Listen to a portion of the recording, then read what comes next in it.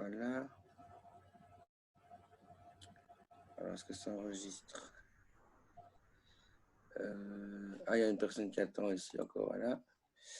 Alors, je regarde si ça enregistre. Non, ça enregistre. Ok, parfait. Donc, bienvenue à tous au nom de la Maison d'Amérique latine. Donc, comme je disais, donc, cette conférence aura lieu en français. Et donc, nous avons la chance et le plaisir d'accueillir aujourd'hui deux conférenciers, donc deux intervenants qui vont donc parler de cette conférence sur la Bolivie. Donc, le titre, c'est La Bolivie face aux élections. Donc, voilà, donc, avec le président Morales qui a dû démissionner, qui est en exil, et des élections qui ont été reportées plusieurs fois, notamment la dernière qui était prévue le 6 septembre a été reportée maintenant au 18 octobre, à cause, enfin, selon les autorités, à cause du coronavirus. Voilà, donc ce soir, donc, nous avons Carlos Mendoza, qui est sociologue bolivien et chercheur au CETRI, donc Centre Tricontinental à Louvain-la-Neuve. Et nous avons aussi, donc lui, il est ici à Louvain-la-Neuve. Et nous avons aussi Hugo Suarez, qui lui est au Mexique et qui est chercheur bolivien donc à l'Université nationale autonome du Mexique et qui est spécialisé sur les questions urbaines et politiques en Bolivie. Voilà, donc la présentation est faite. Maintenant, il y aura l'intervention de M. Suarez d'une 15-20 minutes, ensuite M. Mendoza de 15-20 minutes, et après, il y aura les questions du public. Donc, comme c'est un schéma assez raccourci, je vous demanderai que ce soit des questions assez claires et concises. Comme il y a quand même pas mal de participants, on reste dans un format de 1h30, plus ou moins de conférence, 1h45 maximum. Donc voilà, essayez de poser des questions claires et concises, de manière à ce que tout le monde puisse s'exprimer et poser ses questions, et qu'on reste dans un laps de temps d'1h30, 1h45. Voilà. Merci à tous et je vais donc laisser la parole à M. Suarez. Donc, quand les gens veulent, pendant le débat, quand vous voulez parler, je vais couper les micros de chacun. Vous faites un petit signe. À ce moment-là, je vous donnerai l'autorisation et je vous ouvrirai le micro. Ça va? Ok, voilà. Donc, M. Suarez, je vous laisse la parole et merci à tous et bonne conférence à tous. Merci beaucoup. C'est vraiment un plaisir d'être ici avec vous de cette façon pandémique de partager des idées et des positions. Et bon, voilà, il faut le faire comme ça. Mais finalement, l'avantage, c'est que voilà, je suis au Mexique maintenant. On va parler de la Bolivie. Vous êtes en Belgique. Donc, ce sont aussi les possibilités qui nous donnent ce type de la technologie et cette nouvelle façon de faire circuler certaines idées. Donc, moi, je veux dire seulement, je veux d'abord remercier beaucoup l'invitation. Cette conférence, normalement, elle devait être physique à Bruxelles, mais voilà finalement, on fait des planifications partout, mais la vie, c'est beaucoup plus compliqué de la planification comment est-ce qu'on veut. Mais alors, je veux seulement dire certaines idées autour de la problématique de la Bolivie maintenant, et que je sens que c'est un moment vraiment très difficile. Et parler maintenant de la Bolivie, c'est très difficile parce que c'est vraiment un moment terrible, vraiment très terrible. Et c'est vraiment un moment très compliqué. Donc, je veux dire, 5 idées, quelque chose un peu plus des hypothèses pour discuter le processus sur long terme, et d'autres choses qui sont, je ne sais pas exactement le public, quelle information a sur la question bolivienne. Donc, je veux dire quelque chose qui sont plutôt d'informations précises sur le processus maintenant. Et une chose à pied de page, c'est que je suis dans la campagne au Mexique, donc peut-être si jamais la signal s'en va, bon voilà, ce sont les problèmes de la campagne. Bon, d'abord, je veux dire, la première idée, c'est que la Bolivie, elle est en train de passer une crise multifacétique. Une crise multifacétique qui a au moins 4 visages. Et les 4 sont brutales. Le premier visage, c'est la question de la pandémie, que c'est pas tout le monde, on sait que ce n'est pas n'importe quelle pandémie, mais surtout c'est une pandémie dans laquelle la Bolivie il doit la gérer avec un système de santé pénible, mais vraiment lamentable, une bureaucratie dans la gestion de la santé qui c'est impressionnant, qui vient de long terme. Hein. Ça, ce n'est pas de ce gouvernement, ça vient.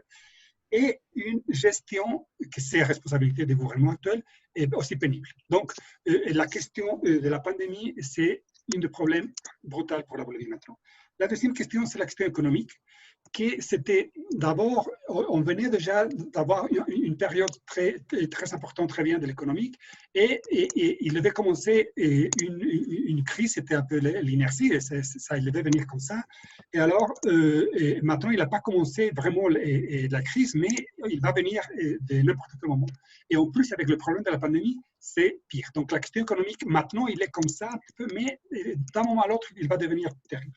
La question politique, je ne vais pas entrer là-dedans parce qu'on connaît très bien, mais c'est une crise politique très profonde, qu'il y a plusieurs choses, sûrement Carlos il va mentionner aussi plein de choses là, et aussi une crise sociale. C'est-à-dire une crise sociale dans laquelle la possibilité de regarder l'autre et de vivre ensemble, de se communiquer avec l'autre et de penser la collectivité ensemble, il est en crise. Donc, la façon de regarder l'autre. Donc, on est au moins dans quatre crises profondes et dans lesquelles il faut sortir. Donc, ça, c'est la première chose.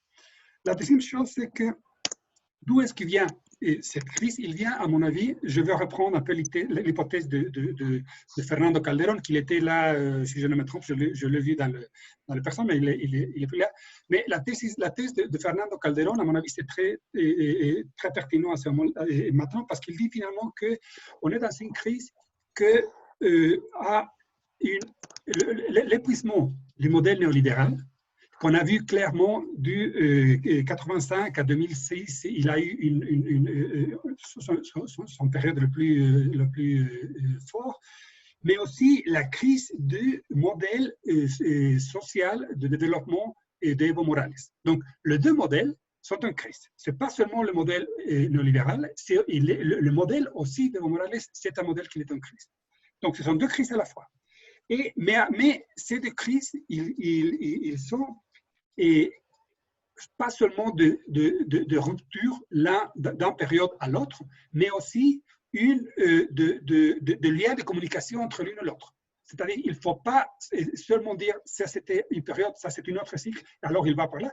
Mais c'est vrai qu'il y a deux cycles, c'est vrai que les deux cycles sont en crise, mais il y a aussi de communication entre l'un et l'autre. Il n'y a pas le remplacement de l'un par l'autre, mais de communication, même des héritages de l'un par l'autre. Ça, c'est très important, à mon avis.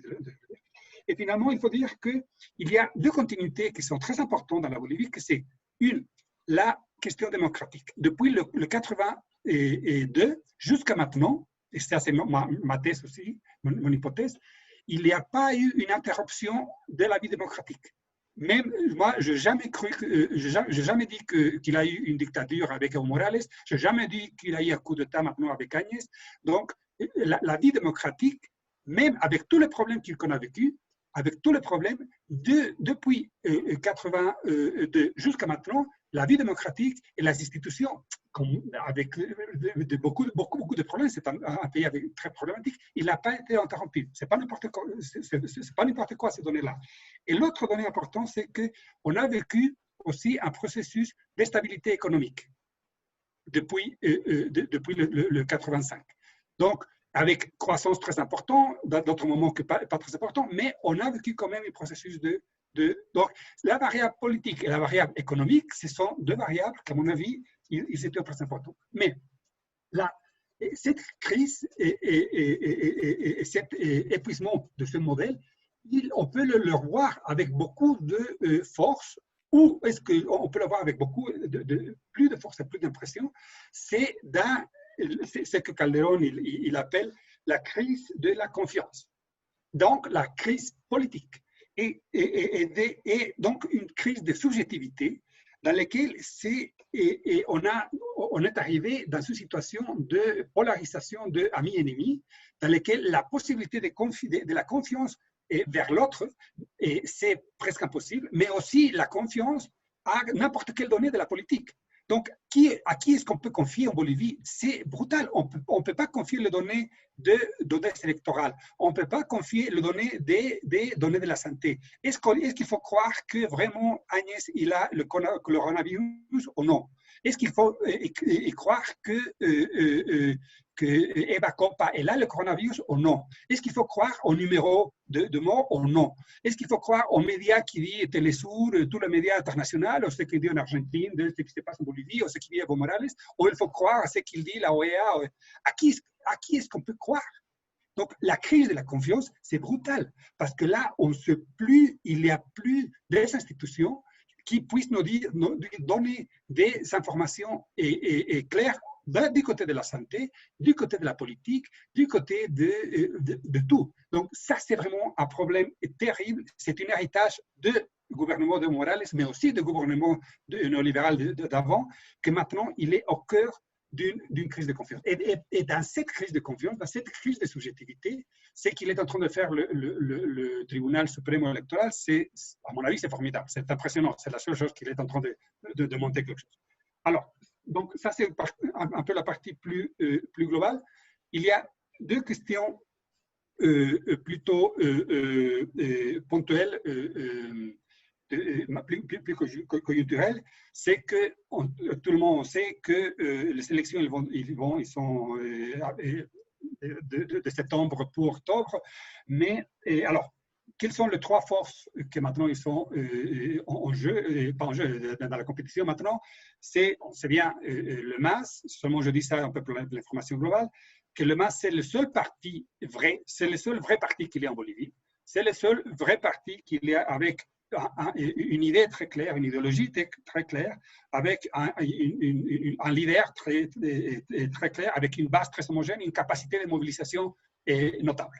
Donc, c'est le seul parti, et avec un appui important. Donc, aucune solution de la Bolivie puisse se faire sans la participation du MAS. Ça, c'est clair. Et je ne veux pas mettre les choses en termes de droite et gauche, parce que ça, c'est une catégorie très européenne, que dans les cas boliviens, c'est important, mais pas seulement. Mais donc, c'est un peu... L'autre partie, l'autre pôle, c'est bien sûr Carlos Mesa, il y a tout ce que le MAS, il n'y a pas. Il y a un leader, qui est un leader important, mais il n'y a pas du tout un parti. Il y a surtout la possibilité de canalisation d'un sentiment Evo Morales est anti-MAS, donc c'est plutôt un parti de canalisation du malaise, mais qu'au niveau du programme, il n'est pas un programme qui est si loin que ça du programme du MAS, finalement, dans le principal pilier de son programme. Et finalement, on a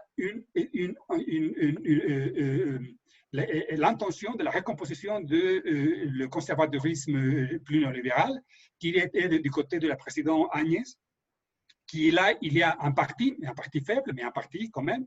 Il y a le gouvernement, c'est le gouvernement qui a la gestion, et il y a une candidate qui a eu quand même un certain... il a devenu quand même un leader de la Bolivie dans ce moment. Donc, mais à part de ça, à mon avis, quelle est la différence entre ces moments et il y a un an?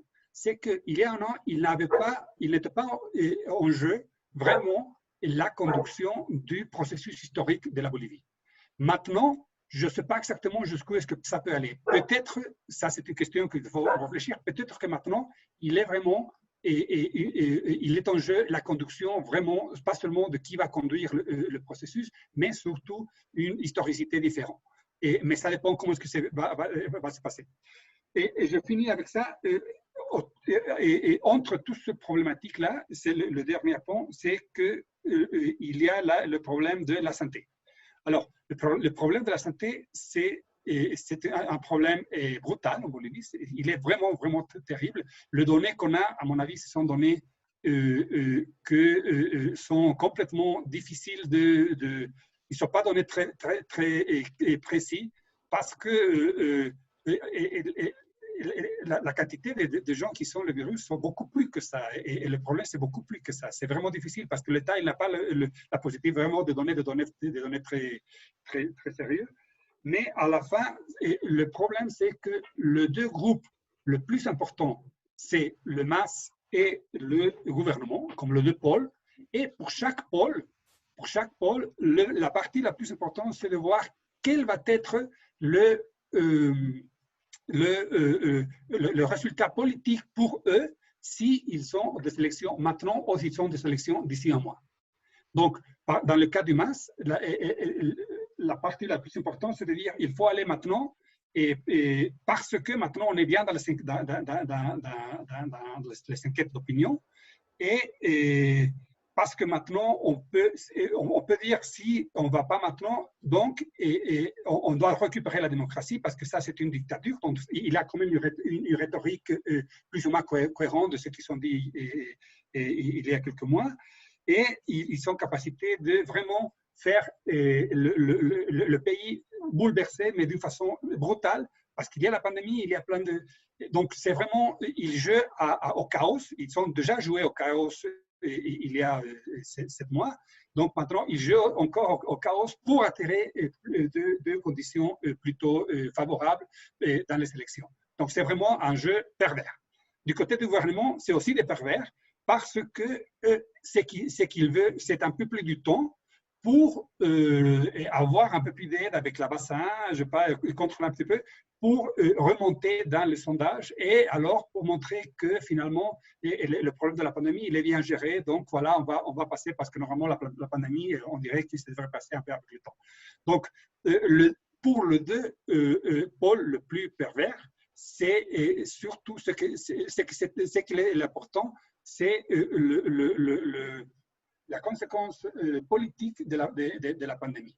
Et au milieu, il est vraiment le Bolivien, les gens qui sont dans une situation de peur, mais de peur terrible, et avec une impossibilité d'un État de contrôler ça, et avec des pressions un peu partout. Et entre tout ça, le tribunal électoral qui fait, à mon avis, le meilleur papel, le seul papel dans lequel on peut voir un peu d'espoir d'une institutionnalité qui pourrait revenir en Bolivie. Et finalement, c'est clair qu'il faut absolument sortir de tout ça, et il faut, j'espère que d'ici à quelques temps, on peut avoir un gouvernement avec un appui populaire, n'importe lequel, mais avec un appui populaire, la reconstitution de la confiance et la capacité de lutter contre la pandémie. Et voilà, merci. Merci Hugo, Monsieur Suarez. Parfait, voilà. Donc, je vais passer la parole à Monsieur Carlos Mendoza, donc comme je le rappelais, qui est chercheur au CETRI et sociologue bolivien. Voilà, Carlos, tu as le micro ouvert, donc tu peux intervenir et tu peux mettre ta caméra aussi, comme ça on te voit. Désolé, je l'ai mise, j'ai mis ma caméra, mais je ne sais pas ce qui se passe.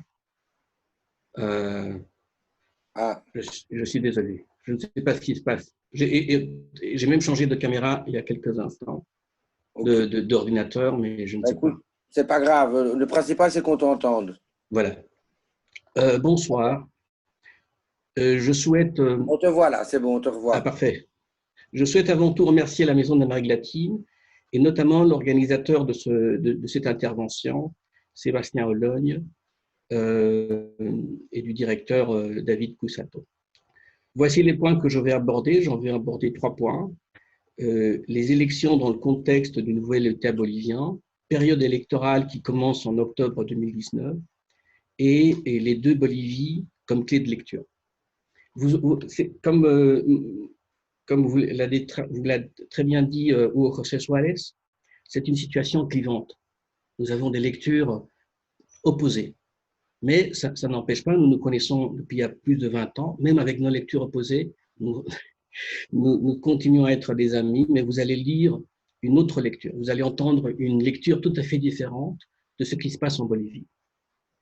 Nous commencerons la présente intervention en plaçant les élections dans le contexte du nouvel État bolivien, celui de la Constitution de 2009. Et contexte aussi d'une lutte de lutte et de résistance à tout ce que représente ce nouvel État. Nous passerons ensuite à la deuxième partie qui consiste à aborder la période électorale. Il faut savoir que les désordres qui ont leur apogée le jour même des élections, la terreur provoquée lors des élections a entraîné le départ d'Evo Morales en imposant Jeanine Áñez à la présidence du pays, dont le gouvernement intérimaire, soi-disant, est l'expression d'un certain rejet de l'État en 2009. J'appelle comme cela l'État bolivien à partir de la constitution promulguée cette année-là. Avec la mise à feu de la Huipala, les jours qui ont suivi les élections annulées, la Huipala, c'est le drapeau indigène officiel depuis la constitution de 2009, le gouvernement a dû faire face à une vague de soulèvements indigènes provoquant 30 morts à El Alto, Sencata et Sacaba, qui ont eu comme corollaire ce qu'on a appelé la pacification en empêchant ainsi la guerre civile. C'est ensuite que le gouvernement s'est illustré avec des politiques visant la privatisation et une forte répression suite à la prise de pouvoir de Jeanine Áñez sur tout ce qui représente ce que les membres du gouvernement ont appelé la dictature, entre guillemets, d'Evo Morales. La deuxième partie concerne la période des élections dans laquelle nous continuons, mais marquée de manière centrale par un changement de régime. Les élections ne sont plus entre les mains d'Evo Morales, mais de Jeanine Áñez, dans un contexte de répression extrême des mouvements sociaux, au sein par ailleurs d'une volonté d'orienter la politique du gouvernement vers la droite et d'influencer par là un changement de régime dans le long terme. Dans la troisième partie, nous parlerons de deux Bolivies comme clé de lecture. Cette période d'élection trouve en ce moment ce qui peut être la sortie du tunnel. Les mouvements sociaux réclament en ce moment même des élections, non pas dans une logique de défense restreinte de la Huipala, mais dans une logique de reprise de l'État de 2009 et de ce qu'on a appelé et souvent décrié processus de changement. Alors voilà, élections dans le contexte du nouvel État. Il n'est certes pas aisé de commenter des élections dans un contexte tout à fait extraordinaire. Il ne s'agit pas seulement d'analyser les tendances politiques, mais de placer les élections dans un contexte d'affrontement majeur. Pardon. Le problème, c'est que cette période électorale dure depuis octobre et qu'en ce sens, la Bolivie est en quelque sorte piégée. Que s'est-il passé? Eh bien, le candidat Evo Morales, en temps normal, serait tout simplement le candidat favori. Il est confronté à une opposition acharnée avec Carlos Mesa, intellectuel de centre-droite et ancien président de la Bolivie, à la tête. Puis, il y a Jeanine Áñez, l'actuelle présidente par intérim, qui a fini par se présenter elle-même comme candidate. Il y a aussi Luis Fernando Camacho, issu des protestations qui ont précédé l'élection. Jorge Quiroga, candidat de droite déjà connu dans d'autres élections, et le nouveau candidat évangéliste, le sud-coréen Ching Hyun-chung. Nous l'avons dit, la Bolivie se trouve en période d'élection extraordinaire. Ce pays, entre-temps, continue à s'enliser, car cette période électorale dure depuis 2019. Que s'est-il passé? Annulation des élections, départ forcé d'Evo Morales, prise de pouvoir par Jeanine Áñez dans le sang, plus de 30 morts et des centaines d'emprisonnements et faits de torture. 3 reports des élections, prévus initialement au mois de janvier, puis pour le mois de mai, finalement le 6 septembre, et le dernier report pour le 18 octobre. Maintenant, les organisations sociales ont entamé un processus de lutte pour que la date du 6 septembre soit retenue. Pour comprendre ce temps des élections, il faut la situer dans la longue histoire de la Bolivie. Il faut savoir que la Bolivie se trouve au début d'une nouvelle ère qui commence en 2009. Quant à la période électorale, aujourd'hui, nous nous y trouvons encore après 7 mois. Celle-ci se présente d'une façon extrêmement claire comme une résistance à ce changement qu'est l'État de 2009. Cette résistance qui dure depuis le 20 octobre 2019. Or, l'histoire qui précède l'État de 2009 est l'histoire dans laquelle le mouvement indigène et populaire s'est battu pendant 500 ans pour définir un nouvel État, l'État plurinational d'aujourd'hui. Les élections de 2005, sous la présence de VLC, après la démission de Carlos Mesa, devaient précisément permettre la mise en place d'un nouvel État dont la constitution a été promulguée en 2009. Maintenant, nous allons vers la deuxième partie, période d'élection, changement de régime ou coup d'État. Nous commencerons par 3 niveaux de lecture. Événements, acteurs, arguments et légitimité, arguments de légalité. Quels sont les événements? En gros, 3. Nous allons parler simplement des 14 ans du gouvernement d'Evo Morales, les 21 jours, les 3 semaines qui précèdent les élections, le moment fort de l'opposition qui bloque le pays, et le jour même des élections qui nous situe en ces temps d'élection où la Bolivie se trouve aujourd'hui encore. Quels sont les acteurs du changement de régime? En 14 ans, le gouvernement d'Evo Morales et son parti, le MAS, et ce sont les acteurs, et l'autre, ce sont les partis d'opposition. Pour la coalition Creemos Camacho, le candidat Camacho, issu des comités cívicos, pour Juntos Áñez et pour le Parti démocrate chrétien, Chi Yeung-chung, les principaux candidats.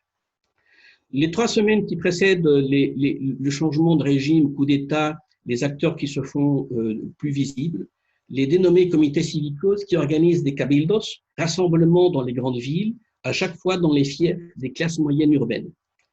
Les plateformes de défense dénommées 21F, actifs en référence au référendum du 21 février 2016 qui a donné la victoire au non à la réélection, ce qui a poussé le parti d'Evo Morales à trouver une autre voie faisant appel à la Cour suprême électorale de Bolivie. Plateforme CONADE, Comité national de défense de la démocratie, et où on voit notamment Waldo Albarracín, ex-recteur de l'université publique. Ce sont les acteurs qui vont s'opposer, qui vont parler de fraude électorale et qui vont pousser au changement de régime. Les classes moyennes urbaines représentées par les dénommés pititas, en référence aux cordes qu'ils utilisaient pour effectuer les blocages des rues, ce qui peut être aussi traduit par peu de gens, car sans les dites cordes, ils n'auraient pas pu faire grand-chose. Les dénommés motoqueros de Cochabamba, des groupes de choc à moto, on se demande groupes terroristes, qui lors des blocages précédant les élections se chargeaient de la sécurité, entre guillemets, en empêchant les villes de Cochabamba d'être envahies par les soi-disant hordes en provenance du Chaparé, la région tropicale du département de Cochabamba, le fief d'Evo Morales, lorsqu'il était dirigeant des planteurs de feuilles de coca. Le jour des élections, les acteurs politiques sont les secteurs qui brûlent certains tribunaux électoraux départementaux, la police qui se soulève, l'armée qui suggère, entre guillemets, la démission du président Morales. Les acteurs politiques qui se sont réunis à l'Université catholique bolivienne, ces derniers décident enfin d'assurer la continuité constitutionnelle, que l'investiture présidentielle devait retomber sur Jeanine Áñez, deuxième vice-présidente du Sénat, ce qui se fera dans un Parlement pratiquement vide. Cela définit le gouvernement autoproclamé de Jeanine Áñez tout au plus comme un gouvernement de facto ou un gouvernement de transition. La version qui dit qu'il n'y a pas eu de coup d'État a besoin d'arguments de légitimation qui justifient l'annulation des élections et la mise en place d'un gouvernement intérimaire. Concernant les 14 années de gouvernement d'Evo Morales, il parle d'une très mauvaise gestion, limitée surtout à des terrains de football. Une corruption systématique, dans les propos les plus délirants, Evo Morales formait partie du cartel de Sinaloa et négociait directement avec le Chapo Guzmán, décidant sur les avions qui devaient décoller du Chaparé vers le Mexique. La recherche irrationnelle d'un 3e mandat de la part d'Evo Morales, ce qui explique la plateforme de défense du 21F. Quant au jour des élections, l'argument de légitimité est le changement de régime, pour le changement de régime et la fraude électorale à grande échelle, et qui néanmoins n'a pu être prouvée à ce jour. La version qui a vu le coup d'État peut, pour sa part, s'appuyer exclusivement sur des arguments de légalité, sans quoi il est nécessaire de faire recours à des arguments de légitimité, bien qu'il y en ait. Le gouvernement d'Evo Morales a été clairement bénéfique pour l'économie et le système social bolivien. Les actes de corruption ont été dénoncés dans les instances correspondantes. Le résultat du référendum du 21 février 2016, pour sa part, en tant que tel n'a jamais été nié. La réélection d'Evo Morales a été déterminée par une autre voie, la Cour suprême électorale, ou en espagnol, le Tribunal Supremo Electoral. Par contre, on peut parler d'un coup d'État si l'on tient compte des événements suivants. Action militaire et de la police, action de terreur, mise à feu ciblée de bureaux officiels et de maisons de dirigeants politiques, et la réunion de décision du futur de la Bolivie en petit comité à l'Université catholique bolivienne. Troisième partie, de Bolivie comme clé de lecture. Pour l'instant, il est plus facile de parler d'un coup d'État puisque la surprise est passée. Au début, dans la stupeur des événements, on pouvait se dire peut-être ont-ils raison, peut-être n'y a-t-il pas eu de coup d'État. Aujourd'hui, les acteurs nationaux et internationaux s'expriment eux-mêmes sur leur participation et la figure du coup d'État se précise davantage. Pour comprendre la Bolivie de 2009, le mouvement populaire et indigène s'est imposé avec son propre discours qui provient en grande partie de leur vision mythique du monde et non de théories politiques et économiques élaborées par des grands intellectuels, qui bien entendu porteuses de contributions, des considérations et des réflexions indianistes notamment, mais également de gauche, et où le discours de filiation marxiste n'est certainement pas central. La lecture traditionnelle issue des visions du monde de gauche et de droite n'est pas en mesure d'englober la spécificité du projet de société du mouvement indigène et populaire bolivien. La crise déclenchée en Bolivie depuis les élections de 2019 et le gouvernement intérimaire d'Agnès, qui s'impose, s'explique dans le contexte d'une lutte et d'un combat entre deux Bolivies. Une première est celle des mouvements indigènes populaires avec des composantes rurales et urbaines, et une autre des classes moyennes, principalement urbaines. Il s'agit davantage de groupes sociaux avec des composantes de classe et d'ordre ethnique qui s'affrontent afin de mieux schématiser. On pourrait dire, d'une part, ces groupes de pouvoir ont traditionnellement contrôlé l'État à partir précisément de ces classes moyennes auxquelles ils sont étroitement liés. D'autre part, il y a des secteurs populaires qui, dans le cas bolivien, ont une importante composante indigène. 36 nations ont été reconnues à partir de la Constitution de 2009, ce qui a conduit à la reconfiguration de l'État bolivien. Cela a provoqué une réaction de résistance en provenance de ceux qui ont historiquement contrôlé l'État et qui ne veulent pas perdre ce contrôle. La fracture entre ces deux Bolivies est d'ordre principalement ethnique, mais aussi culturel, et comporte une composante liée à la stratification de la société, héritage de l'État colonial. Trois arguments clés à cet égard. Il y a deux Bolivies qui s'affrontent. Or, il faut savoir que cette confrontation a déjà eu lieu et il a été résolu dans ce que j'appelle l'État de 2009, défini par la Constitution promulguée cette année-là. Deux, ce qui se passe aujourd'hui avec le changement de régime est un épiphénomène, une résistance à ce changement révolutionnaire, populaire et indigène. Trois, il faut faire la distinction entre le fond et la forme. Le débat sur le modèle économique, sur le fait qu'il y ait eu ou pas coup d'État sont périphériques à cet égard. Cela ne signifie pas qu'il n'est pas important.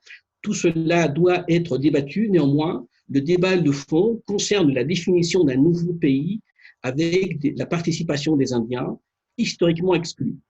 Ceux qui n'ont pas vu le coup d'État pour la mise en place du gouvernement Agnès disent « Nous nous sommes tous réunis pour expulser Evo Morales du gouvernement. Le problème, c'est qu'en disant cela, l'autre moitié de la Bolivie, qui est de fait majoritaire, est tout simplement liée. Or, la Bolivie aujourd'hui est un État qui reconnaît officiellement cette autre moitié en 36 nations et a déterminé un nom pour leur appellation, Indígena Originario Campesino, indigène originaire paysan. Attention, il faut rappeler que l'indigène originaire paysan, reconnu par la Constitution, n'est pas un concept essentialiste.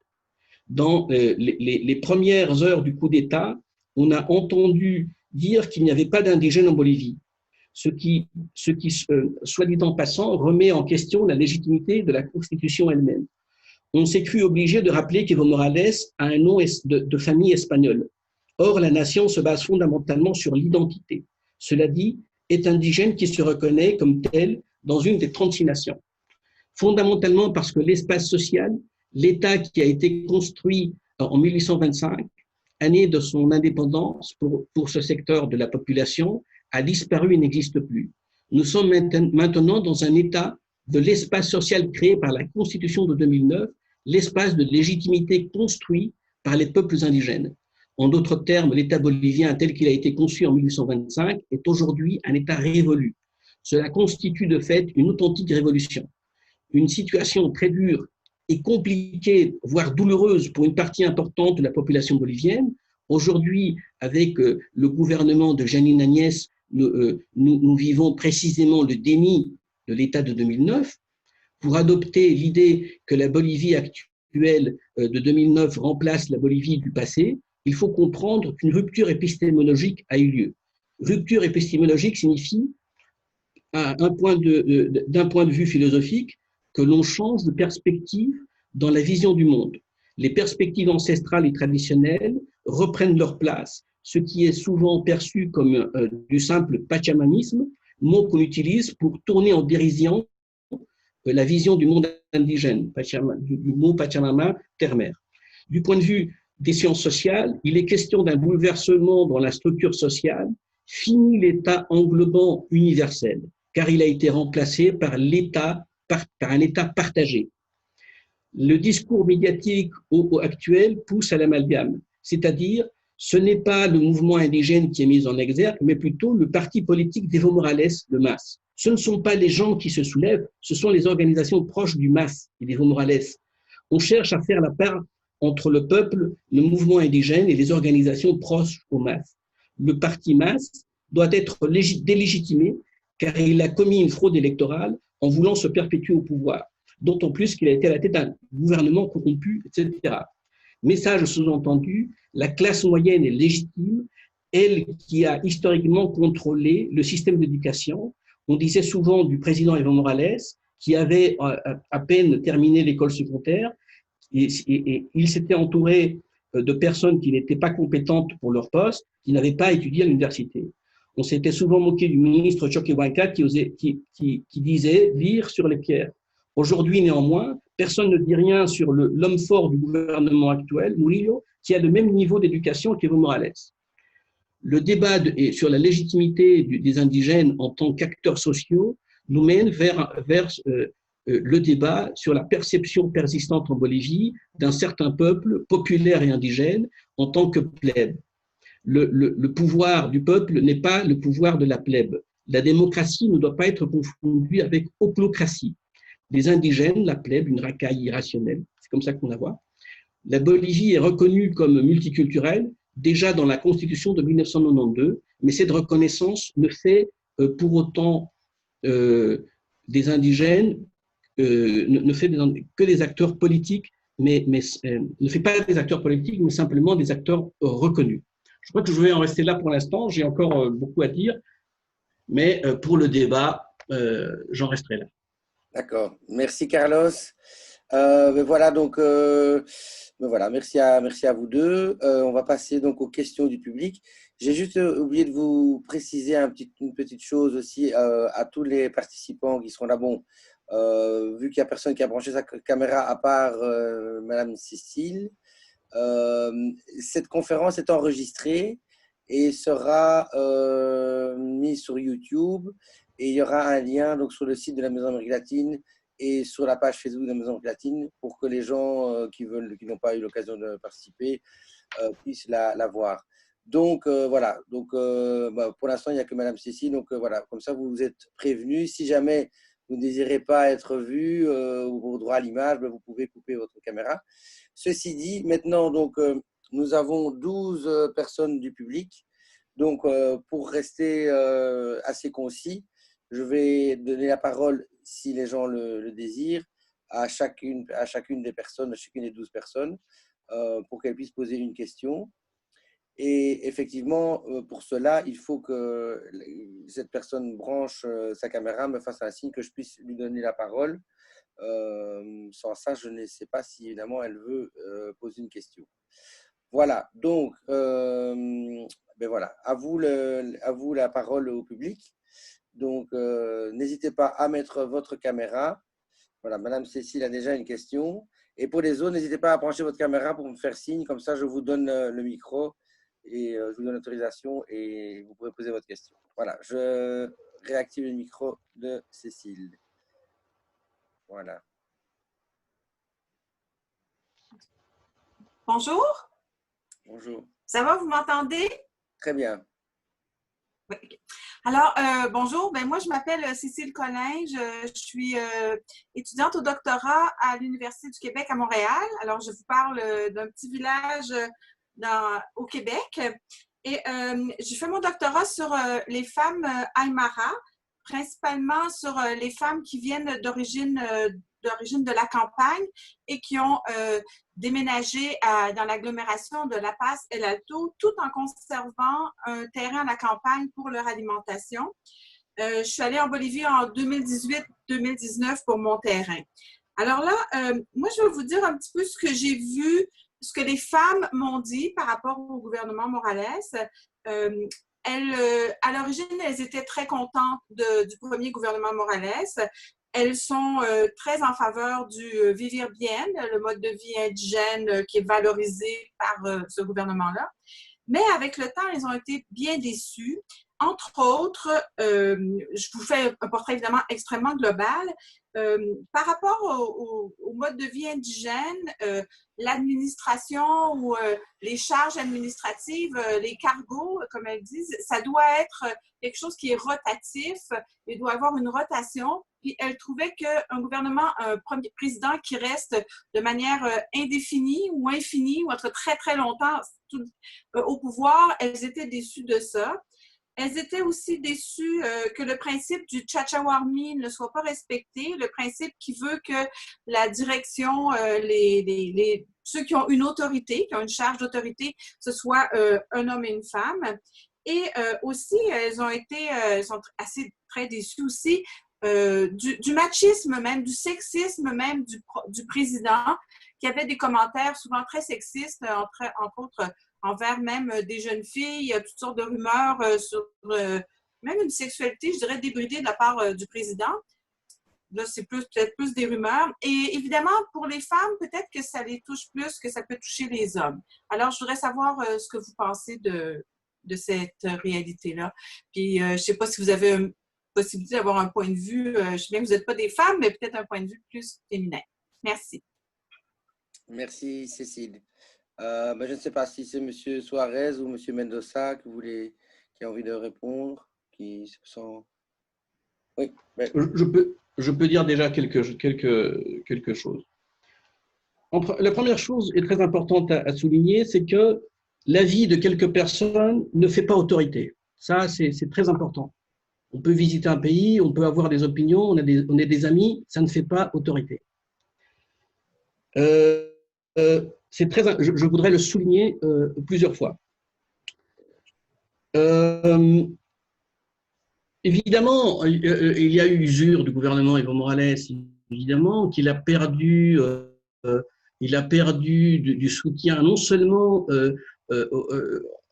auprès d'une certaine classe moyenne qui a voté pour lui, mais surtout aussi il a perdu du soutien dans son propre camp.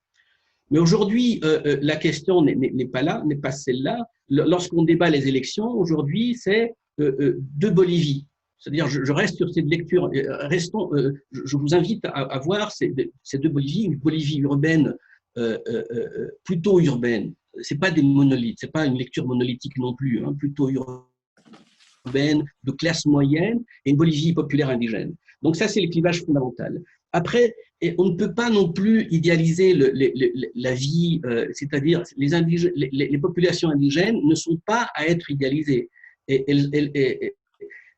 La nouvelle constitution leur donne tout simplement territoire et autonomie. Alors, avec ce territoire et cette autonomie, ils vont s'autogouverner en autonomie avec leurs vertus et leurs défauts. Pour la question des Chachawarmi, ça dépend où la dame a été. Il y a des endroits où c'est très bien respecté. Ça, je peux vous le dire. Et quant à Evo Morales, on a tout dit, on a tout essayé de dire. Je ne pense pas qu'il soit utile de débattre sur ce genre de rumeurs.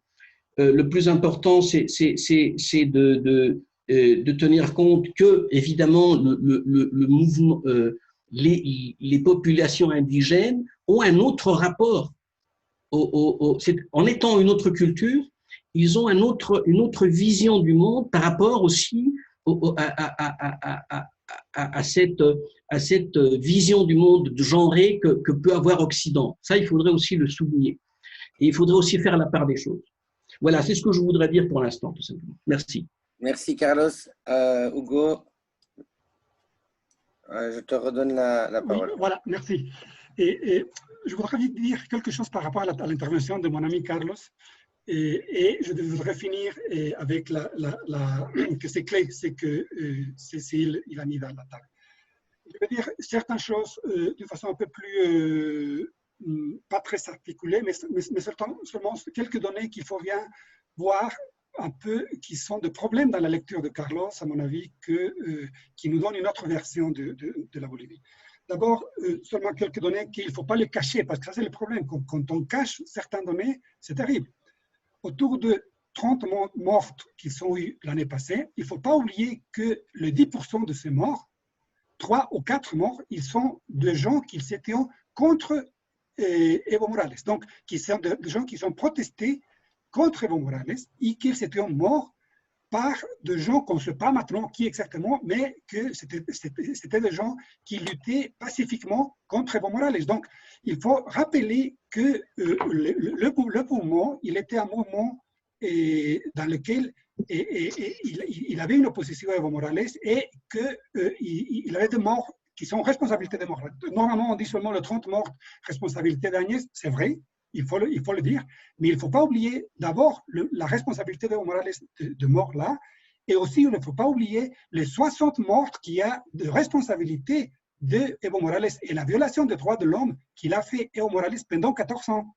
Il ne faut pas l'oublier, parce que là on dit seulement Agnès, il fait, bien sûr qu'il fait, mais Evo Morales, il a fait plein de choses pendant 14 ans, il a violé le droit des indigènes, et il y a des gens qui sont morts là-dedans, et qu'on ne dit jamais. Donc, ça, il ne faut pas l'oublier. Deuxièmement, quand on dit le mouvement social n'existe pas comme ça. Le mouvement social, ce sont des militants articulés au parti du MAS. Donc, ce n'est pas seulement des mouvements sociaux autonomes. Le mouvement social, Evo Morales, ce qu'il a fait, entre autres choses, c'est diviser le mouvement social. Tout le mouvement social est divisé, avec une politique très stratégique. Il a resté avec le mouvement qui s'était infidèle, le mouvement social pour moi, qui sont infidèles. Et les autres, il les a stigmatisés, il ne les a pas donné d'argent, il a le TIPNIS, il a plein de choses. Mais la politique de Morales, c'était toujours de diviser le mouvement social et rester avec les gens qui sont fidèles. Et donc, maintenant, quand on dit le mouvement social appuie Evo Morales, c'est seulement le mouvement social qui sont militants du MAS et qui ont vécu le privilège d'avoir l'État pendant 14 ans. Il ne faut pas oublier ça. Aussi, il faut dire que quand on dit la Bolivie, il était appuyé. La Bolivie, l'année passée et maintenant, en général, si on voit les données électorales, il n'aime pas Evo Morales. Donc, quand on dit la Bolivie, le peuple indigène, il veut. La Bolivie, il ne veut pas Evo Morales, ça il a dit il y a déjà 2 ans, il a dit il y a un an, et maintenant seulement avec le CECEP, seulement le 40%, le 30 quelques % veut Evo Morales. Ce n'est pas du tout ce que les gens voulaient d'Evo Morales avant. Avant, on disait le 67% il était avec Morales, c'était vrai. Et alors là, il était vraiment le pays avec lui. Maintenant, il y a un pourcentage de gens et qu'il n'est pas la majorité. Donc, c'est faux quand on dit que la Bolivie elle est et que les indigènes, ils veulent Evo Morales. Ce n'est pas du tout vrai. C'est pas du tout vrai. La Bolivie, il ne veut pas Evo Morales. La Bolivie, il veut d'autres choses. Et surtout pas Evo Morales. Et il y a un pourcentage, un 40%, qui veut Evo Morales. Bon, voilà, mais c'est un petit pourcentage. Alors, voilà, s'il faut dire, ce sont les gens, si on va avoir la vision colonialiste de dire, ce sont les gens, ce type d'indigènes purs et absolument nobles et bons, qui sont ces 40%, et pour ça, toute la Bolivie doit se soumettre à ces petits gens qui sont complètement purs. Bon, voilà, écoute, là, c'est une lecture, je ne suis pas du tout d'accord. Il faut dire aussi que les gens. Oui, excuse-moi, j'ai une petite question par rapport à ce que vous venez de dire. Quand on dit la Bolivie ne veut plus d'Evo Morales, c'est Morales ou le MAS? Le MAS et Evo Morales, ça peut le deux. Okay, donc une chose qu'il faut dire aussi, quand on dit qui était en contre Evo Morales l'année passée, il était en contre c'est clair, mais seulement on dit Camacho, bon, Camacho c'est imprésentable, bien sûr, et on dit le militaire, bon, voilà, il faudrait parler avec attention les militaires, c'est une chose très compliquée, mais il faut dire aussi que la centrale obrera boliviana, elle était en contre de Evo Morales. Il ne faut pas oublier ça, il ne faut pas oublier que le syndicat paysan, le syndicat minier, ils ont dit qu'ils ne voulaient plus Evo Morales. Donc ça, il ne faut pas l'oublier, parce que sinon on dit que c'était seulement le militaire. Ce n'est pas du tout le militaire c'était le dernier, ça n'a pas été le plus important.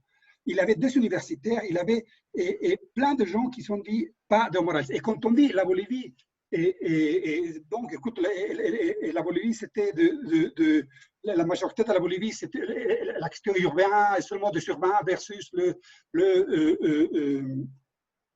paysan, le genre de monde rural. Là, d'abord, on est contre le pays qu'Evo Morales il a construit. Parce que là, avec tous les données, ça c'est la sociologie pure et dure, tous les données, on nous dit que la Bolivie, c'est surtout un pays urbain. Ce n'est pas du tout un pays rural. Il n'est plus un pays rural. Il est surtout un pays urbain. Et il est surtout un pays de classe moyenne.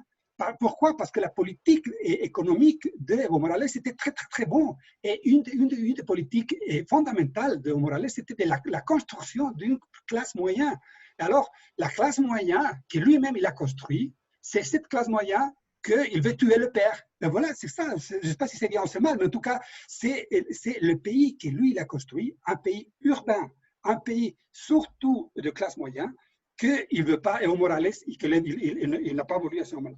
Une dernière chose, c'est que dire qu'il y a deux Bolivies, c'est vraiment un clivage absolument, à mon avis, qu'il n'est pas du tout à comprendre les choses. Il simplifie les choses avec une dichotomie que je ne comprends rien si je vois le pays comme ça. C'est la pluralité de la Bolivie, c'est impressionnant, mais impressionnant. Quand on voit la pluralité au niveau des mouvements sociaux, ce n'est pas du tout le mouvement social et pour Morales et le mouvement contre Morales. Il y a plein de mouvements sociaux de différents, et il y a des moments dans lesquels certains mouvements sociaux sont en faveur, certains ils sont contre. Quand on voit la question intellectuelle, il n'y a pas une gauche, il n'y a pas plusieurs gauches, il ne faut pas oublier ça.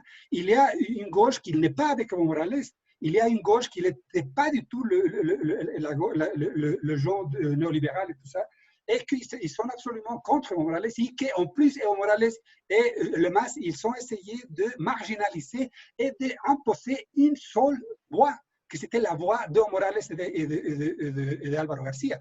C'est vraiment l'intention de la homogénéisation de la pensée. C'est vraiment construire un nouveau pensée absolument monolithique dans lequel seulement il y a une façon de penser, que cette façon de penser, c'est le grand jefazo, que c'est moi, que je suis Evo Morales. Et ça, ce n'est pas du tout indigène.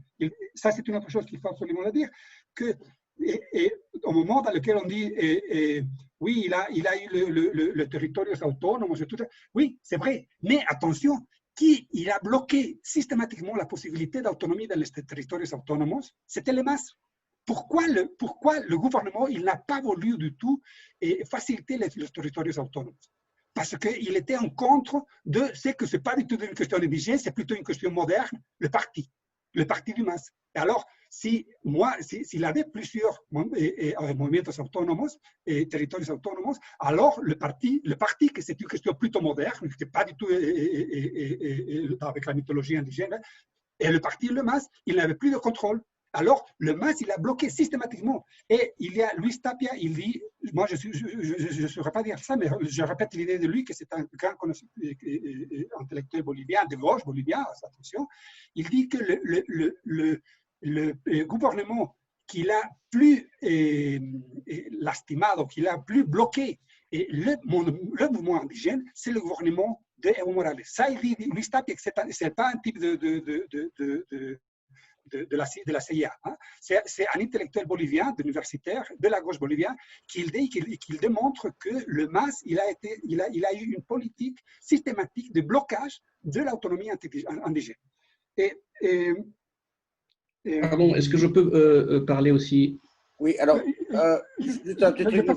Il est 20h27. Si tout le monde a posé une question, ça va être compliqué, mais donc il faut essayer d'être un peu concis dans les interventions. Voilà, merci. Oui. Je vous laisse la parole. Tout simplement, ce qui est mis en exergue maintenant, c'est justement, encore une fois, le clivage des lectures. cette polarisation dans la vision du monde. Et je garde cette position. Je vous invite à vous y intéresser. Vous avez par exemple la lecture de Fernando Mayorga en Bolivie, qui est très intéressante, et même parmi les analystes conservateurs, plus pas conservateurs, mais centres, qui ne sont pas pro-Evo, il y a Jorge Richter, qui lui perçoit très bien ce clivage entre les deux Bolivies. Pardon, je voudrais parler. J'entends des voix. Oui, non, c'est pas grave, c'est coupé. Ok, pardon. Donc, c'est très important de tenir en compte ceci et voir que, par exemple, il ne faut pas, bien sûr, il faut faire la différence entre, nous sommes en période électorale, mais il faut faire la différence entre le parti d'Evo Morales et le mouvement populaire. Le mouvement populaire qui n'est pas purement rural, évidemment, qui est urbain aussi, urbain populaire. Il faut voir tout cela. Je vous invite à vous renseigner, à lire, et je voudrais tout simplement souligner l'existence de ces lectures clivantes qu'il y a aujourd'hui en Bolivie. Voilà. Merci. Bon, on va quand même passer aux questions du public, là, parce qu'il n'y a que Cécile qui a posé sa question. Donc, je vois qu'il y a beaucoup de participants. On est 17. Alors, ben voilà, je vais laisser la parole aux personnes qui branchent leur caméra, qui peuvent me faire un petit signe, qui peuvent poser leurs questions. Monsieur Thomas, hop, et Aïda, peut-être après, alors Aïda? Oui, je crois, oui, ok, voilà. Donc, voilà. Voilà. Oui, vous m'entendez? Oui. Parfait. Alors, donc, moi, je travaille sur le rôle des acteurs religieux dans la crise politique et ce serait une question autour essentiellement de l'institution catholique, à savoir, est-ce que vous avez une idée du rôle de l'institution catholique, de l'Église dans la crise politique actuelle? Est-ce qu'il y a une position unique suivie par les prêtres? Est-ce qu'il y a une position de la hiérarchie ou est-ce que ce sont des positions plutôt éclatées selon les régions ou paroisses? Et comment s'articule le rôle de l'Église catholique entre le MAS d'une part, le gouvernement d'autre part, avec en fond la montée en puissance des églises évangéliques en Bolivie comme ailleurs dans le continent. Voilà. Je ne sais pas si Hugo veut commencer ou je peux le faire. Je leur donne la parole, voilà. Oui, et je vais dire seulement deux choses très vite, parce que, mais si tu veux, Thomas, on discute, hein, parce que là, c'est un sujet très complexe, mais même très complexe, avec beaucoup de choses. J'ai écrit quelque chose là, et je viens de lire un article d'un copain, Eduardo González, qui d'ailleurs c'était un très bon, il est un très bon sociologue qui travaillait dans la vice-présidence d'Evo Morales, là. Maintenant, il vient d'écrire un très bon texte sur la question religieuse là, dans ces cas-là. Donc, je vais te passer, si tu veux, après me contacte pour discuter avec lui. Mais seulement dire il ne faut pas du tout faire une lecture dichotomique. Il ne faut pas faire la lecture très politisée du problème. Parce que là, on voit partout un peu que, oui, il y a la question de l'Église, qu'il est entré avec Camacho, avec l'Église et la Bible et tout ça. Et on dit, bah, comme ce qui s'est passé à Bolsonaro, là, au Brésil, etc. Mais il ne faut pas du tout faire cette lecture. Il faut faire une lecture beaucoup plus posée, beaucoup plus avec attention, parce que l'Église catholique, il y a eu différents rôles. Et le mouvement pentecôtiste aussi différents rôles. Et maintenant, dans le dernier temps, on a vécu des explosions comme ça de la question religieuse, mais avec une composition, une recomposition très complexe. Je ne vais pas entrer dans les détails parce que ça prend beaucoup de temps, mais je veux dire seulement qu'il faut lire avec beaucoup d'attention pour ne pas tomber dans le lieu commun et politique.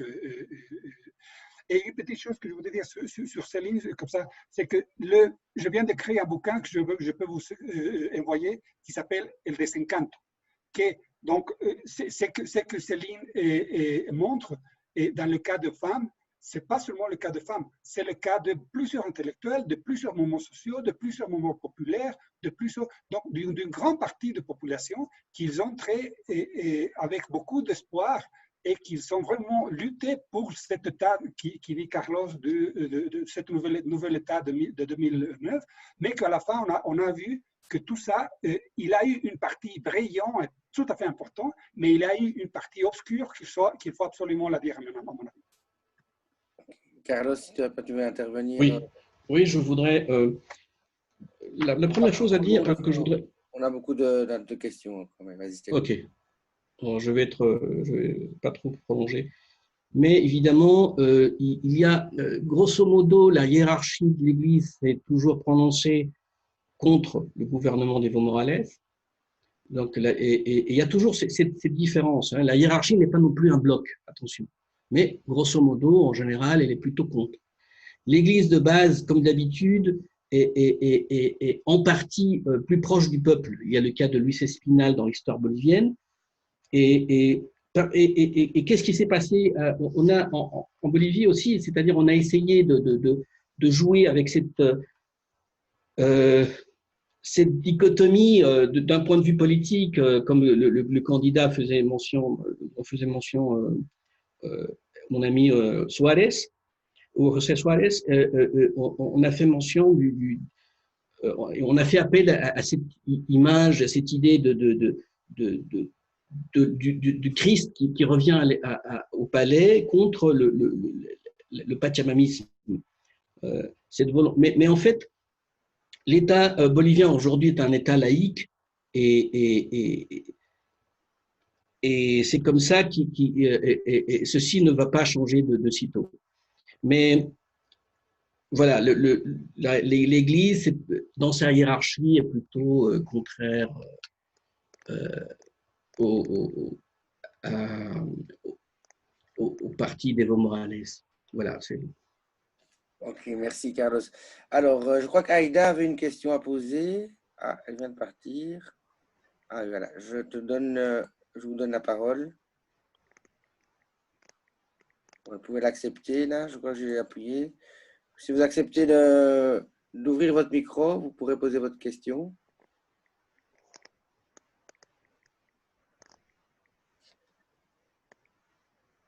Là, je vous ai donné la parole, donc il faut... Normalement, vous devez activer votre micro, là. Allô? Oui, voilà. Allô, vous m'entendez? Oui, très bien. On vous écoute.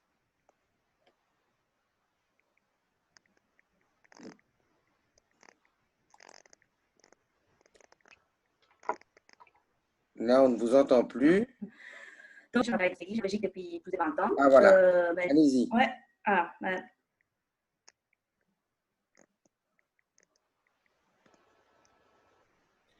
Il y a un petit problème, apparemment. Bon, je vous redonne le micro. Non, là, vous avez le micro, je ne sais pas. La caméra fonctionne Voilà, ben, je m'appelle Aïda Rostegui.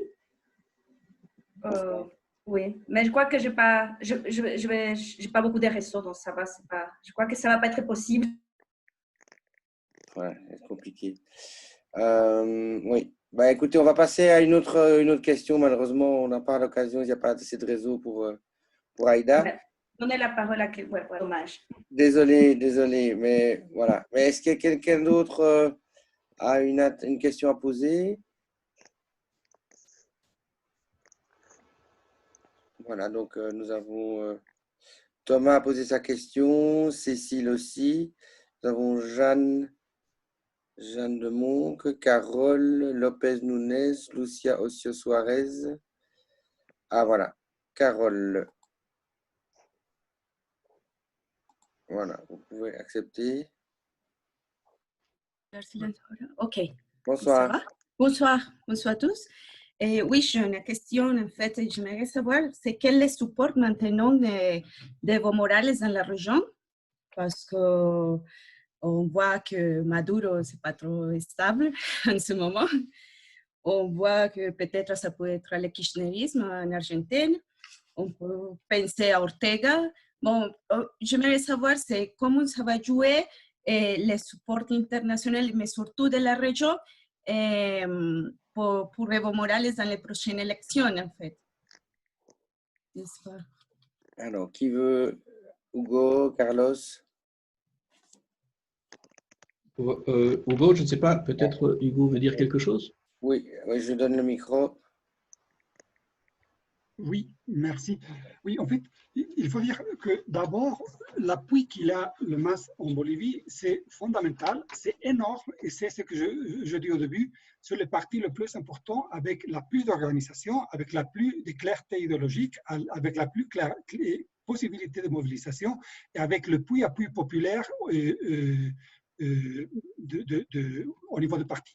Donc, il n'y a pas la Bolivie, il n'y a pas un futur de la Bolivie, il n'y a pas possibilité de la Bolivie, il n'y a pas une sortie de la Bolivie sans le parti d'Evo Morales. Donc l'appui local, c'est impressionnant et c'est très, très important. Donc ça c'est la première question. La deuxième, c'est au niveau international, il y a, à mon avis, il ne faut pas faire la comparaison avec d'autres présidents parce que là, mais il y a, maintenant, il y a l'appui d'Argentine d'une façon très, très, très claire, et pas du Brésil, mais un peu, enfin, donc il y a un peu une conjoncture internationale, mais surtout, ce qu'il a montré Evo Morales, c'est qu'il y a un appui international d'une certaine gauche, disons, parce que c'est une manière de comprendre la gauche, qu'ils ne sont pas du tout critiques et qu'ils vont appuyer n'importe quelle attitude du parti d'Evo Morales. Donc, appui au niveau international, ils sont beaucoup. Alors, Carlos, est-ce que tu veux intervenir? Oui, bien sûr. Le premier soutien d'Evo Morales, le jour même, les jours qui ont suivi ce que moi j'appelle, et une partie de la Bolivie appelle le coup d'État, c'est AMLO, le président du Andrés Manuel López Obrador, le président du Mexique, qui est allé le chercher au Chaparré, dans la région tropicale de Cochabamba. Ça n'a pas été facile d'aller, il lui a donné l'asile politique. Il y a évidemment le soutien de Fernandez. Il faut savoir que le soutien international est toujours important. Ça l'a été lors du gouvernement d'Evo Morales. Il y a eu Lula, il y a eu le Kirchner, il y a eu Cristina Fernandez, et il y a maintenant l'actuel président d'Argentine.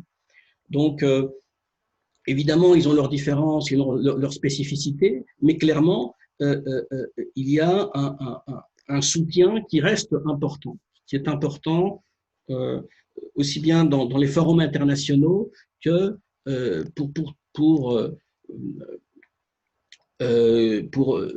comme soutien aussi politique, ça reste important. Voilà, c'est la seule chose que je voulais. Merci, Carlos. Alors, qui a une autre question? Ah oui, Hugo. Hop, je suis perdu là. Hop, je te redonne le micro là, oui. Je peux ajouter une petite chose, c'est que, à mon avis, la question c'est très important, mais il faut la mettre un peu de l'autre côté. C'est qui appuie à la Bolivie? Ça, c'est un peu la question, parce que le problème, c'est que moi, je veux bien que c'est que les Boliviens font finalement un résultat depuis ces élections, que tout le monde appuie le résultat des Boliviens. Si le résultat des Boliviens, c'est que le président doit être arrêté, bah, il faut appuyer la décision des Boliviens. Si la décision des Boliviens, c'est que soit une autre personne, il faut appuyer le résultat des Boliviens à partir des mécanismes démocratiques boliviens. Ça, c'est la question, parce que sinon, on est toujours qui appuie à Evo Morales et qui appuie à l'autre. Mais alors, il ne faut pas appuyer, c'est bien que quelqu'un puisse appuyer à n'importe qui, mais une fois qu'on traverse une élection démocratique, il faut appuyer d'abord une élection propre et bien faite, et pas avec de fraude comme il a fait Morales, et pas avec d'intervention, mais une vraie élection. Et le résultat de cette élection, il faut l'appuyer. Et n'importe si on n'est pas d'accord au niveau idéologique, bah, finalement, il faut s'appuyer. C'est ça le problème du Mexique et c'est ça le problème d'Argentine, qui ne veut pas appuyer les Boliviens, il veut appuyer seulement les gens qui appuient à Evo Morales. Mais si Evo Morales il perd, ils ne vont pas appuyer. Mais il faut appuyer donc la décision du peuple bolivien. Si on appuie la décision du Mexique, c'est parce que les Mexicains ils sont élus à López Obrador. Ça, c'est pourquoi il faut appuyer ça, parce que c'était un processus démocratique. Voilà. Merci, Hugo. Voilà, mais alors qui a une autre question à poser? Il peut brancher, oui, voilà. Jeanne, je vous donne le micro. Oui. Bonjour, bonsoir à vous. Donc, moi, je m'appelle Jeanne, je suis française, mais ça fait 13 mois que j'habite en Bolivie. Je travaille dans une ONG ici, à El Alto.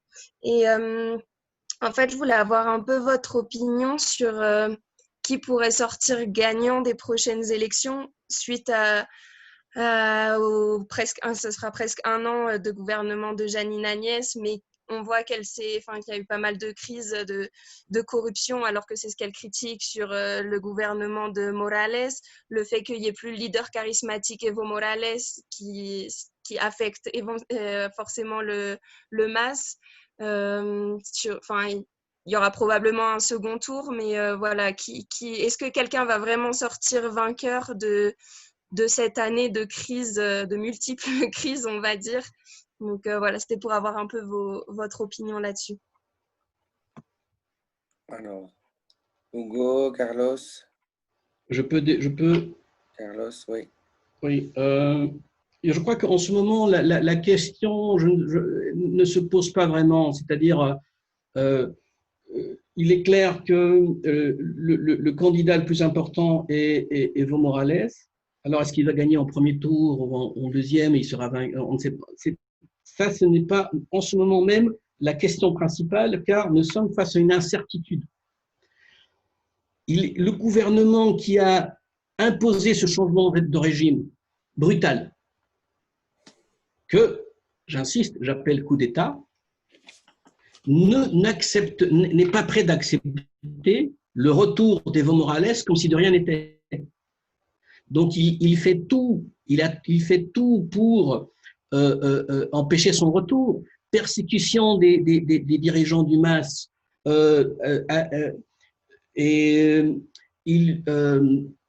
sous prétexte de lutte contre le Covid.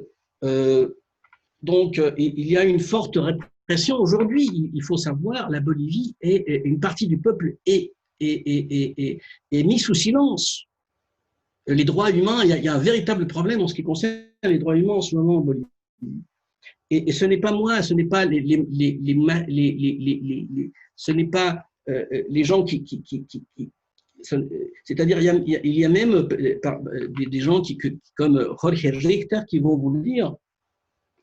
Donc il y a en ce moment une incertitude, d'autant plus qu'un bras de fer en ce moment a lieu. En ce moment même, il y a un bras de fer entre les secteurs populaires. Bien sûr qu'il y a des secteurs populaires, bien sûr qu'il y a un mouvement populaire. Le parti MAS, qui est un parti, et Hugo José Suárez le reconnaît, un parti structuré, n'est pas un parti classique. C'est un parti qui est fait de participation de ces groupes de syndicaux indigènes qui rentrent et sortent en fonction en fonction du moment, de la conjoncture, mais ces mouvements populaires aujourd'hui, qui ne sont pas forcément en train de défendre Evo Morales, mais qui sont en train de défendre l'État de 2009, qui sont en train de défendre les intérêts populaires. Aujourd'hui, tous ces secteurs-là sont aujourd'hui réunis. Les médias boliviens n'en parlent pas.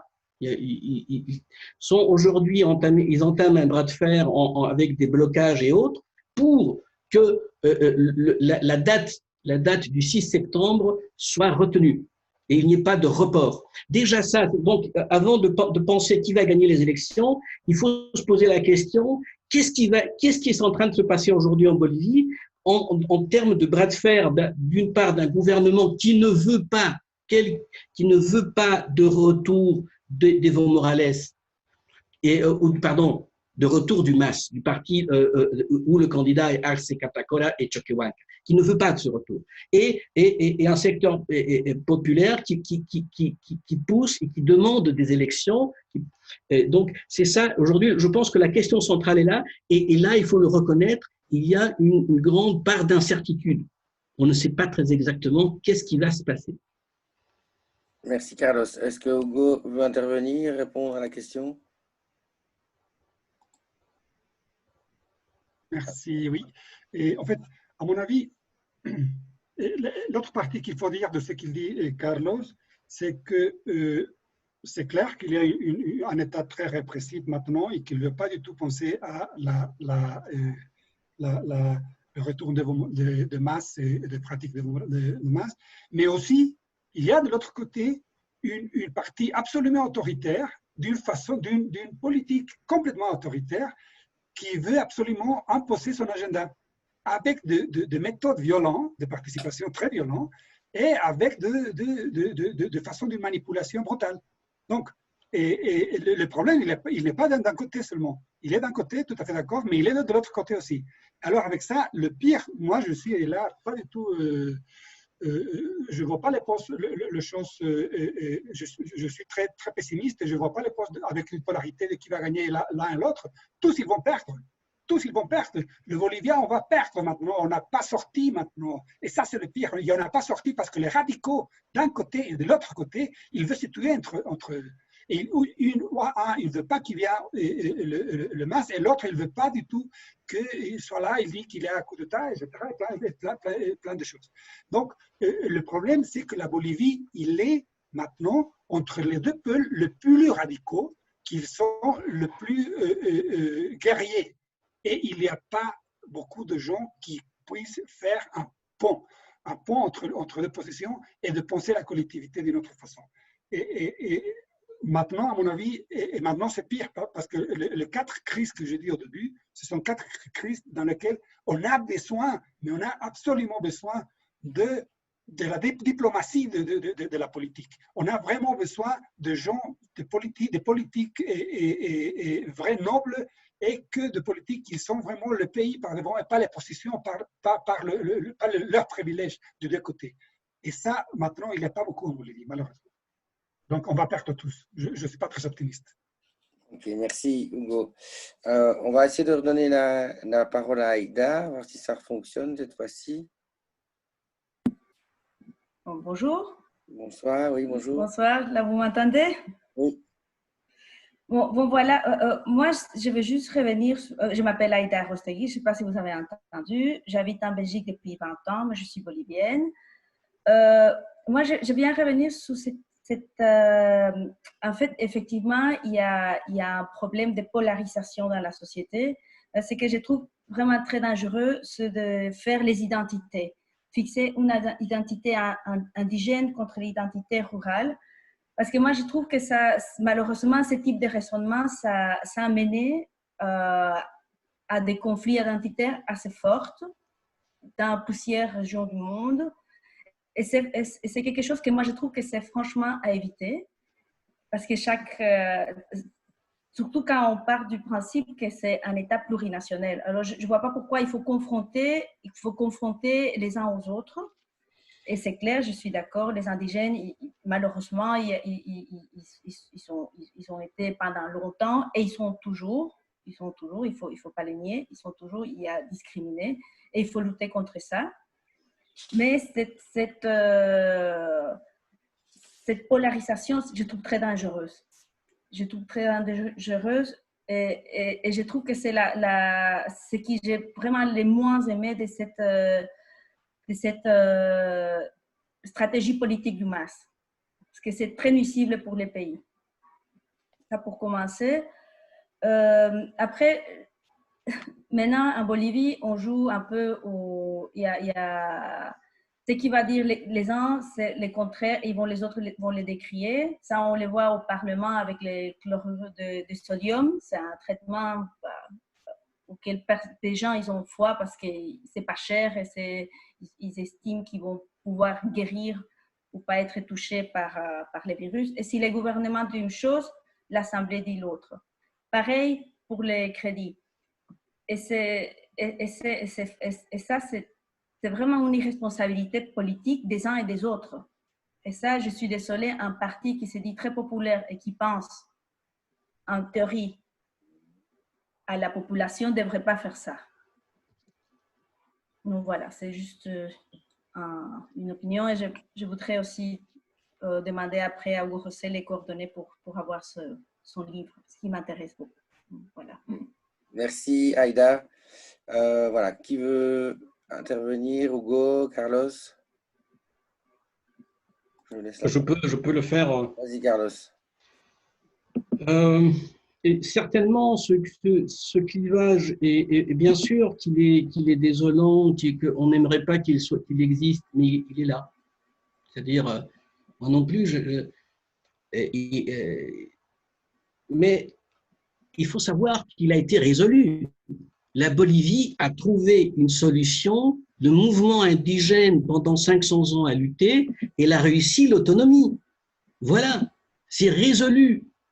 Alors, qu'est-ce qu'il y a aujourd'hui? Aujourd'hui, il y a une résistance à cette solution. On ne veut pas d'Evo Morales, on veut revenir à la République. Les secteurs les plus radicaux ont dit il faut annuler cette constitution. Et il faut remettre Jésus, le Christ, au centre du palais. Pachamama va repartir. Donc, ça a été résolu. Et nous vivons cette résistance. Voilà, tout simplement, c'est pas plus compliqué que ça. Personne ne veut ce clivage. Qu'est-ce que dit l'État plurinational? L'État plurinational dit, eh ben, les gens, les Indiens sont reconnus dans 36 nations et vivent en autonomie dans leur territoire. Et ils ont des compétences. C'est ça qu'il faut comprendre. Et donc, aujourd'hui, le clivage, c'est cette résistance. Pourquoi les classes moyennes résistent? Parce qu'ils ont traditionnellement, parce que leur mode de vie est en danger. C'est-à-dire la classe moyenne qui a toujours vécu en lien avec les secteurs, en lien étroit et privilégié avec les secteurs de pouvoir, ont contrôlé l'État et avaient accès aux postes de travail. Donc aujourd'hui, il faut dans les deux cas, on est confronté à cette classe moyenne, doit se disputer ces espaces et de pouvoir et de trouver un emploi. Ces espaces qu'ils ont traditionnellement contrôlés, et aujourd'hui, ils se sentent, leur mode de vie est menacé. C'est ça qu'il faut comprendre. Mais, et c'est douloureux. Tout changement structurel, les changements dans la structure sociale sont douloureux. Il y a une génération qui ne va jamais comprendre ce qui s'est passé. On peut expliquer de toutes les façons possibles. Non, ils sont fâchés. Et c'est comme ça. Mais donc, il faut comprendre. C'est pour ça qu'il est très important de voir cette situation avec ce genre de recul. Bon, j'ai encore beaucoup de choses à dire, mais j'en resterai là. Merci beaucoup. Merci, Carlos. Hugo, merci Aïda, un plaisir. Et bien sûr que après, j'espère que le livre va sortir d'ici quelques semaines. Je vous laisse qu'il sorte maintenant. Et il s'appelle comme ça El Desencanto, donc vous allez voir un peu comment c'était mon enthousiasme. D'ailleurs, il y a quelques articles que j'ai publiés seulement en Belgique, quand je voyais que vraiment les choses, il commençait à devenir n'importe quoi, que c'est tout enthousiasme de la Bolivie tout à fait romantique du début, il commençait à devenir une logique de ami-ennemi et épouvantable. Mais bon, ça va sortir, et bien sûr, avec plaisir. Et en plus, Sébastien, moi, je serais très, très, très plaisir si on pourrait discuter ces bouquins-là ici. Moi, je serais enchanté. Alors, seulement trois choses. Une question qu'il faut dire à mon ami Carlos, c'est que les indigènes, ils ne vivent pas en autonomie territoriale, et même s'ils sont reconnus dans la Constitution, parce que le MAS, il n'a pas voulu. Je veux souligner ça, parce que la quantité d'autonomie réelle, pas rhétorique, parce que la rhétorique, c'est toujours fantastique. La rhétorique, on était le pays socialiste, etc. C'est formidable. Mais au niveau réel, la quantité et ça, ils m'ont dit, les gens qui travaillaient dans le ministère de décolonisation, le jeune du ministère de décolonisation, il disait qu'on ne peut pas faire ça, on ne peut pas, parce que finalement, le MAS, il vient et il impose, parce qu'il ne veut pas finalement ça. Donc, ce sont des contradictions très, très importantes qu'il faut le dire. Maintenant, une autre chose, c'est que moi, je ne suis pas du tout d'accord, ça, je suis complètement d'accord avec Aïda, avec cette essentialisation de choses. Une fois qu'on va faire l'essentialisation, les indigènes sont bons et ils sont récupérés parce que 500 ans, ils sont luttés. Ils ne sont pas luttés 500 ans. Et si on lit l'histoire, c'était une chose tout à fait compliquée. Il y avait un métissage, il y avait une négociation, il y avait des moments dans lesquels ils ont réussi à mettre des choses, mais il y a des moments dans lesquels ils sont complètement tués, mais d'autres moments dans lesquels il y avait des négociations. Donc, il y a 50, 100 ans pas d'une question essentielle, mais surtout de négociations très, très, très complexes qu'il faut l'avoir dans chaque période. Parce que là, si on voit toujours comme ça, et on dit dans un moment 5 siècles, bah, c'est une irresponsabilité à la limite. Je m'excuse, mais ce n'est pas du tout ça. Et surtout, lire les choses avec essentialiser les choses et essentialiser n'importe quel groupe, dans ce cas-là, les indigènes, c'est quelque chose qu'à mon avis, c'est très, très, très dangereux. Et là, je suis complètement d'accord avec Aïda. Pas par l'action des privilèges de classe moyenne qu'il a créé Evo Morales, ou le privilège de petits groupes qui sont autour d'Evo Morales, qui ne veulent pas les perdre maintenant, mais surtout parce qu'on ne peut pas lire l'histoire à partir des questions essentielles. L'indigène aujourd'hui, en Bolivie, et la question identitaire, c'est une question très, très complexe qu'on ne peut pas la résoudre en de Bolivie. Là, à mon avis, on est dans une caricature qui est essentialiste, et en plus, c'est colonial parce qu'il lie la question avec le paramètre colonial. Mais en disant, ça, ce sont les bons et ça, ce sont le mauvais. Et on ne veut pas les choses de façon complexe. Et finalement, je veux dire que, à mon avis, là, je ne suis pas d'accord avec Aïda. C'est vrai qu'il y a une lutte maintenant entre l'Assemblée et le gouvernement central. Mais ça, finalement, c'est bien. Pourquoi? Parce que ça, il montre qu'il y a une partie du MAS qu'il veut jouer à bloquer, mais bloquer dans le règle de la politique. Ils ont droit à bloquer avec l'Assemblée. Et ça, c'est bien, finalement, parce qu'il y a 6 mois, ils ne voulaient pas ça. Il y a 6 mois, et il disait qu'il ne voulait pas du tout négocier. Et là, Eva Coppa, il était clé parce qu'il a dit finalement, nous, dans l'Assemblée, on va viabiliser le pays. Et on va faire que le pays puisse avoir. Et maintenant, c'est bien que les structures du MAS, ils ne participent pas dans la rue et en faisant de manifestations absolument dangereuses et avec des participations très, très compliquées dans un moment d'épidémie très compliqué, mais dans le canal institutionnalisé pour ça. Et l'Assemblée, c'est le canal pour dire. Et si eux, ils veulent dire que non, bah, il faut négocier. Et à ce moment, c'est le gouvernement et l'opposition qui doivent négocier dans les structures de négociation politique. Ok, merci Hugo. Merci Aïda pour la question. Alors, il nous reste encore un quart d'heure maximum. Est-ce qu'il y a d'autres personnes qui veulent intervenir ou poser une question? Donc, je vois que je regarde ma petite feuille. Il y a encore Lucia, Roman, Carla, Carlos, Fernando, Roberto, et encore une autre Carla, et Lopez Nunez, Hector. Enfin voilà. Donc, toutes les personnes qui n'ont pas encore intervenu ont la possibilité de poser leurs questions. Ou pas. C'est comme ils le sentent. Voilà. Sébastien. Oui, je t'écoute, Carlos. Si je me permets, s'il n'y a pas de questions, on peut en finir avec un petit commentaire chacun et on peut laisser ceci comme ça. Je crois qu'on a fait un peu le tour pour aujourd'hui de la question. Bien sûr, on n'est pas exhaustif. Il y a beaucoup de choses encore à dire. Ok, parfait. Je propose alors que Hugo ou Carlos aient une petite conclusion de cette conférence. 5 minutes chacun et on clôturera alors. Voilà, qui veut commencer? Carlos, Hugo? Hugo. Voilà. Ok. Non, je disais Carlos, mais comme je n'avais pas de micro, je n'entendais pas ce que tu disais, c'est pour ça. Non, mais seulement je veux dire 3 choses. La première question, c'est que je remercie beaucoup Sébastien et je remercie beaucoup Carlos parce que je pense que ce type de discussion, dans lequel on voit clairement qu'on n'est pas d'accord, on n'est pas du tout d'accord, mais je pense que c'est absolument nécessaire dans le cadre de la Bolivie. Parce que dans le cadre de la Bolivie, on est toujours dans l'idée d'amis-ennemis, et pas du tout. Je ne suis pas du tout avec Carlos, mais je l'aime bien, on est très copains et j'apprends beaucoup de lui. Et donc, c'est vraiment… C'est complémentaire, on va dire. Votre opposition est complémentaire pour la personne qui est neutre et qui en prend beaucoup d'informations des deux côtés, je pense. Exactement. Donc, et il faut avoir des lieux de débat. À mon avis, ça, c'est très important. Parce qu'il n'y a pas beaucoup de lieux pour en discuter des choses comme ça et pour dire des choses, pas, pour ne pas parler aux convertis de chaque côté, mais pour discuter des idées. Et discuter des idées qui ne sont pas du tout d'accord. Et on ne doit pas être d'accord. Pourquoi? Non, pas de problème. Mais surtout la discussion, c'est très important.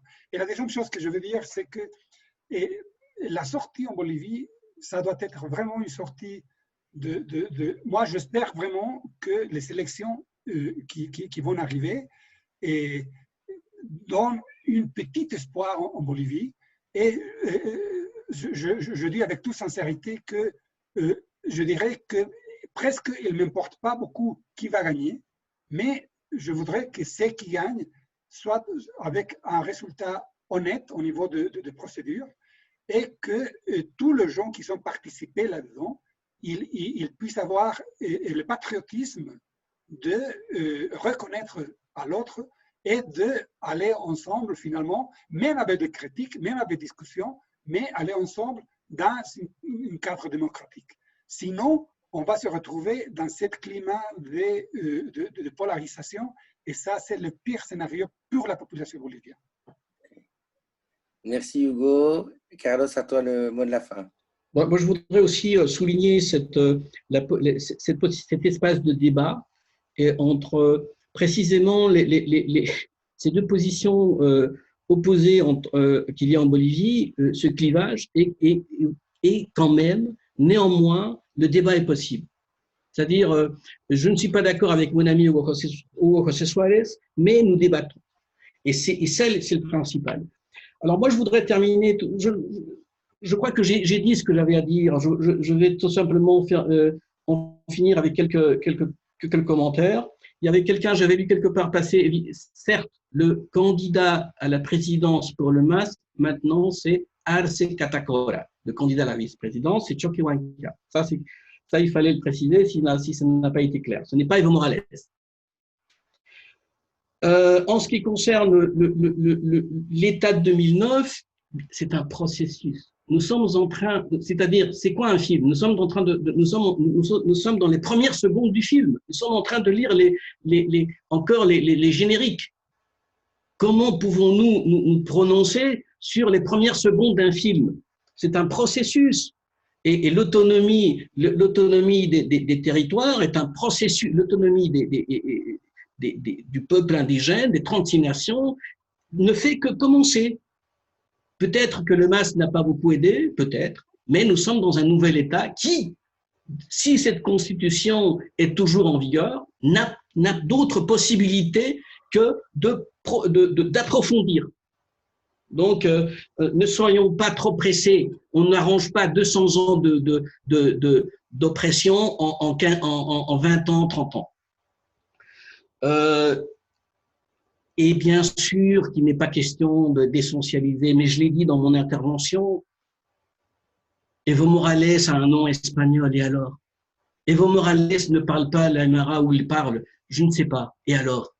Après 500 ans, tous les Indiens ne parlent pas aymara, tous les Indiens n'ont pas un nom indien, mais là n'est pas la question. La question est qu'il y a des gens qui aujourd'hui, en 2020, se reconnaissent dans l'identité indigène et veulent y vivre.